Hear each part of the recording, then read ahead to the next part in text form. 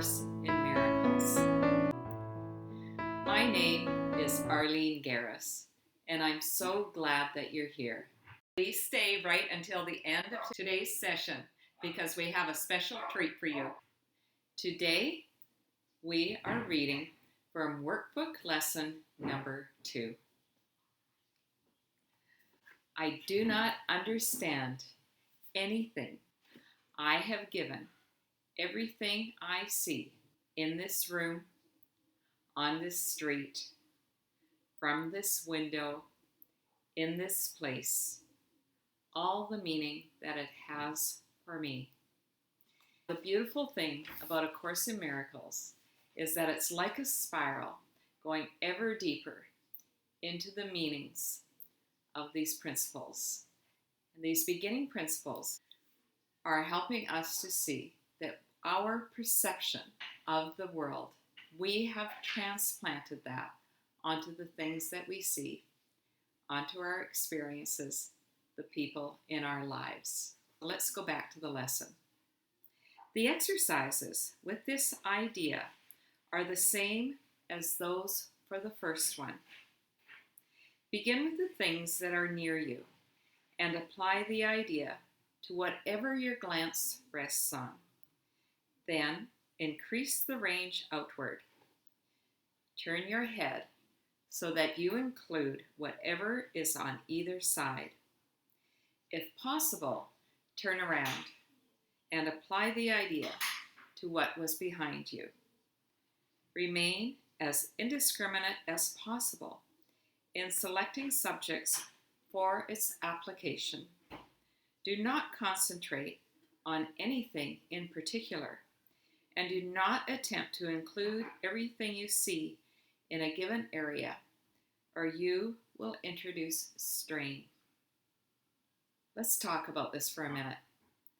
Begin with the things that are near you. Near me, I have a table. There's the door back into our house. I'm sitting outside on the patio right now. Behind me, you can see the lovely mural that we have painted on the wall. Now notice that I said lovely mural. I have given it that interpretation. That is my perception of it. You may not agree with my perception at all, but in and of itself, the mural has no meaning. However, I have given it a lot of meaning because when my husband and I moved into this lovely little home in Mexico, this patio was very, very different. It was just rough floor. The walls were much lower. The wall came about this high and we could see right into the neighbors behind us. It was pretty much blank. There was an old wash tub over in this corner and an old washing machine. We took all of that out and we replaced it. And part of our renovations was raising the wall, putting a roof on either side. This part that I'm sitting under has light. We have a canopy blocking us from the heat of the sun, but we get lots of natural light. And then when it was all finished, we had a professional artist come and paint this mural behind us. We sat with him and we explained what we wanted. He went home and he drew it out. He painted a beautiful picture of it. And then he brought it back. We made a few changes and he set to work. It took him a full week to do it. The entire patio is painted, including the ceilings on either side. We have blue sky with very light clouds. Even though we are a 10-minute walk from the beach, we have beautiful ocean view looking through this painted on window behind me. It has a lot of meaning to us. But when you look at it, if I hadn't told you that story, you would just see a lovely scene, or maybe you wouldn't think it was lovely. It has no meaning in and of itself. And this is such an important concept for us to get, to understand that everything that we look at, we place the meaning onto it. It has no meaning in and of itself. These beautiful tub chairs, which are very common in Mexico, they also have a story. I won't tell you the story right now. My husband surprised me with them. It was a surprise because I actually like the old chairs, but don't tell him that. They are super comfortable though, and they're great for this climate, this country. But in and of themselves, they have no meaning.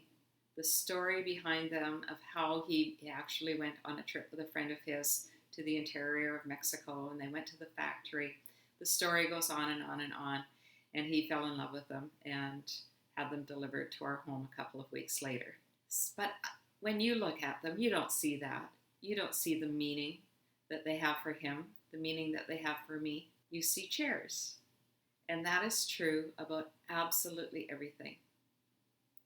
When I look at my husband, I place a meaning on him of being a beautiful man who I love very much. You may not see him the same way at all. I probably wouldn't see your husband that way.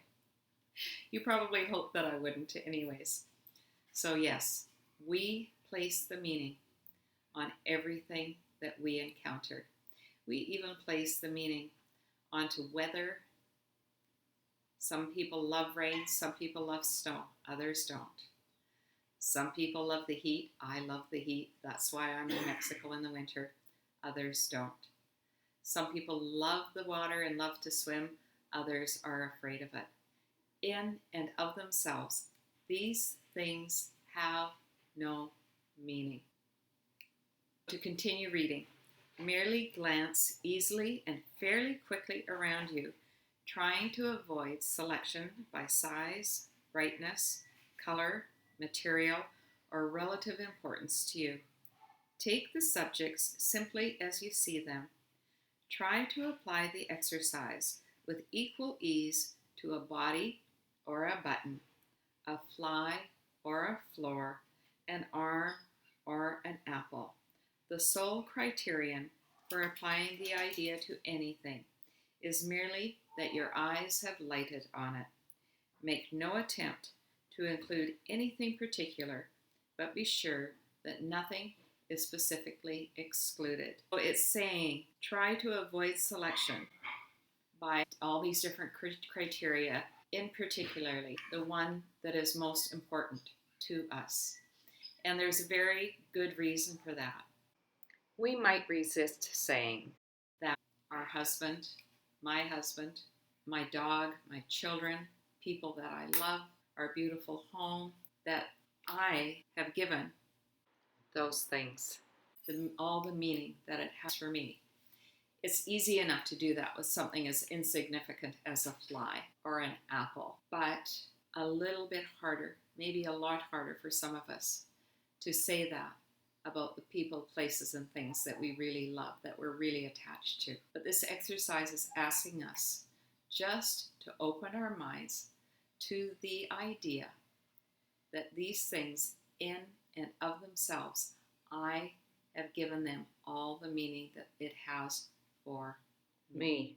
I hope you'll try the lesson, and bit by bit, you will see how you start to notice that you are giving all the people, places, and things in your life meaning. Sometimes the meaning is negative, sometimes it's positive, doesn't matter. It's all the same thing. We're just learning to recognize that we give these things the meaning that they have for us.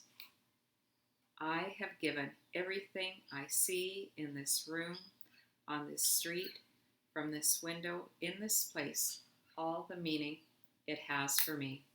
Once again, if you start your morning and end your day with these lessons, bit by bit, you will see how your life changes and how your eyes will open to the miracles around you. Are you ready for our special treat? Lolita, Lolita, come here, come here. This is my pride and joy, my beautiful little dog, Lolita.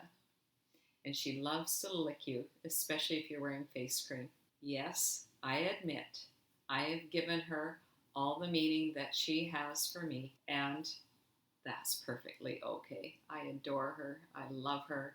She is my precious little dog. My husband feels the same way about her, and she brings so much joy into our lives. There she goes, trying to lick off my face cream. Not something that I really enjoy very much. Aw, and she gives the best hugs too. I do hope that you have someone or a pet in your life that brings you unbelievable joy and laughter. Have a wonderful day, everyone. I love you.